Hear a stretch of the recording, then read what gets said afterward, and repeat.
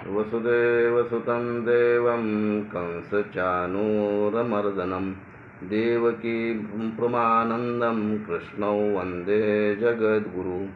गुरुर्ब्रह्मा गुरुर्विष्णु गुरुर्देवो महेश्वरा, गुरुसाक्षात् परब्रह्म तस्मै श्रीगुरुवे नमः। श्रावण सोमवार दुसरा आणि एकादश हा मोठा पर्वकाळ आहे। भक्ती आणि शक्ती ही एक ओटल्यानंतर चेतना शक्ती दिव्य प्रकाश उत्पन्न होतो आणि दिव्य प्रकाश उत्पन्न झाल्यानंतर जे शरीरामधले पाप ताप दुर्गुण विचार आहेत, हे दुर्गुण विचार नष्ट होतात। हा मोठा पर्वकाळ आहे। अशा पर्वकाळामध्ये आपण भाग्यवान आहात, कारण एकादश म्हणजे भगवंतांना जे आपल्यावर उपकार केलेले आहेत ती कृतज्ञता व्यक्त करण्यासाठी म्हणजे एकादश। आणि शिव भगवान परमात्मा हा सोमवार आहे।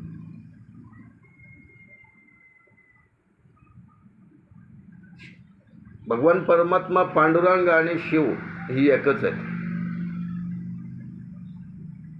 यामध्ये कसल्या प्रकारचा द्वैत भाव नाही। जसं इच्छा होईल तसं देव प्रगट होतात।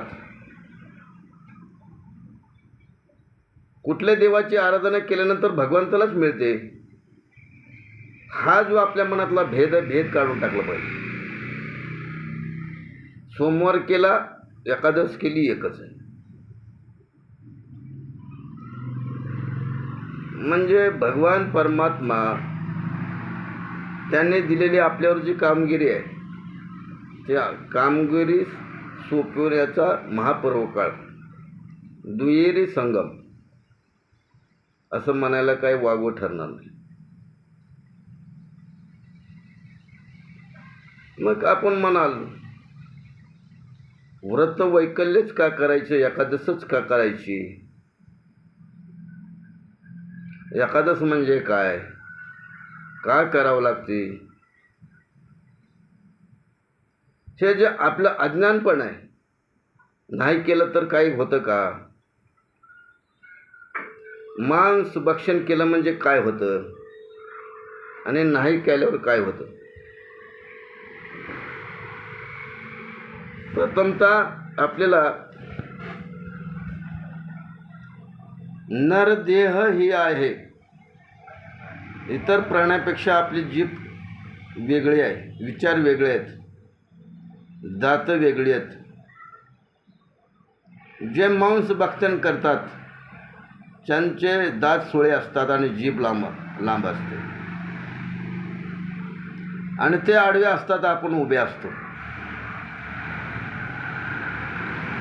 आणि ते भोगवादी विचाराचे असतात, त्यांचं जीवन दुसऱ्यावर अवलंबून असतं।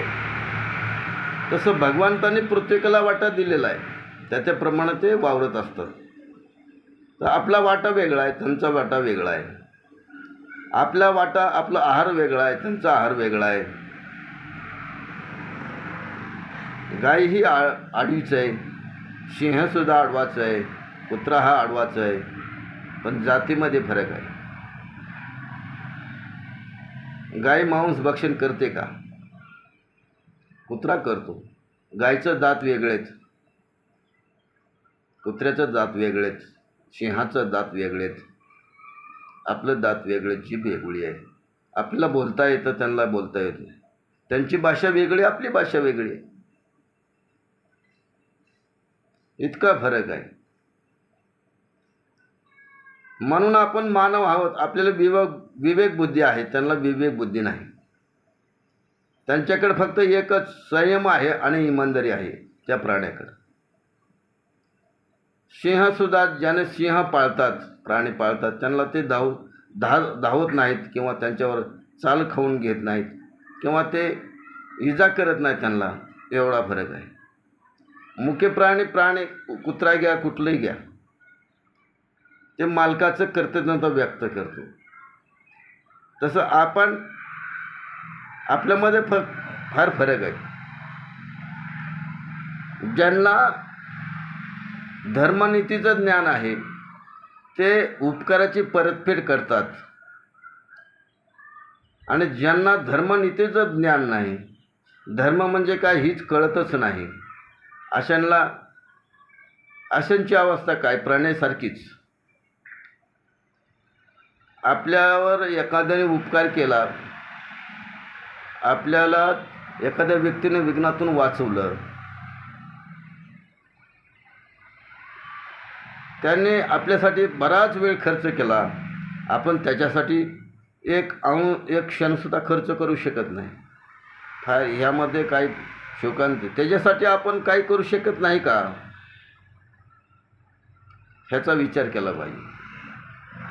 एखाद्याने आपल्यावर उपकार केलेत आणि आपण त्याच्या शब्दानुसार आपण आपल्या जीवनाची काया बदलले, तो देव माणूस आला, त्याचं उपकार फेडलं पाहिजेत. त्याच्यावर येणारा जो विघ्न आपल्याच्यानं टाळू शकेल का ह्याचा विचार केला पाहिजे. का आपल्याला विघ्नातून वाचवलं आणि त्याला मरू द्या असं चालतं का? तसं नाही चालणार. त्याला नीतिशास्त्रान म्हणत नाहीत. एखाद्याचा काही नसू द्या, रक्तदान सर्वात श्रेष्ठ आहे. एखाद्या व्यक्तीचं आपलं रक्त जर त्या व्यक्तीला लागू पडलं आणि त्या व्यक्तीला जर तुमच्या कुटुंबाला माहीत असेल ह्या व्यक्तीने आपल्याला रक्त दिलं आणि हा आपला माणूस वाचलेला आहे, तो आयुष्यभर आपल्याला विसरणार नाही. इतका मोठा वाटा महत्त्वाचा आहे.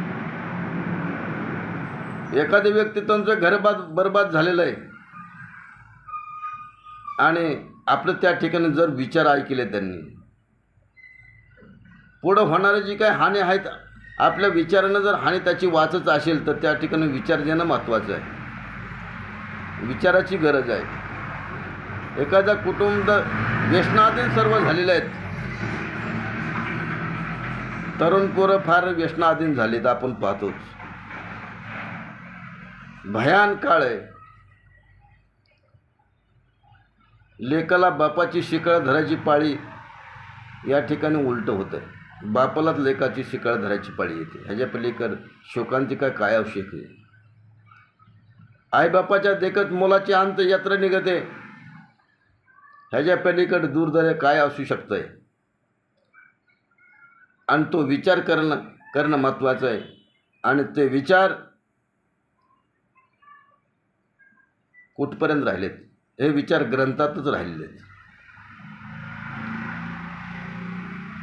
जे तरुण माझे बांधव आहेत, माझी मुलं आहेत, त्यांना एकच सांगू शकतो या सोमवार एकादशी निमित्तानं, बाळांनो व्यसनाधीन होऊ नका.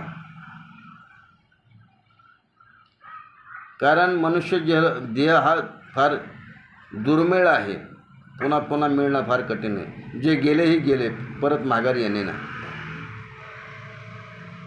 पण जे तुम्ही आले जे कशासाठी? हे जे आपलं मनुष्य जन्माला यायचं कारण काय की आपल्या पाठीमागचं जे काही कर्म आहे ते कर्माची परतफेड करण्यासाठी मनुष्य जन्म आहे. आणि ते कृतज्ञता व्यक्त करण्यासाठी मनुष्य जन्मात चांगलं कर्म केल्यानंतर ते मागच्या जन्मीचं कर्म जे फळं आहेत ते संपुष्टात येतात, ते कर्म समाप्त होतं. आणि अर्ध्याऐकी मेलं तर ते कर्म अधिक ह्या जन्माचं कर्म वाढलं, व्याज अधिक व्याज ह्या त्याप्रमाणेच आहे. ह्या जन्मात तरी थोडं सुख आहे, पुढल्या जन्मात तर ह्याच्यापेक्षाही भयान दुःख निर्माण होतं. मग पुढं काय करणार? त्याच्यासाठी मनुष्य हा देह पुन्हा नाही. जोपर्यंत या देहामध्ये आत्माराम आहे तोपर्यंतच काही चांगलं मंगळ करू शकतो. रामकृष्ण हरी.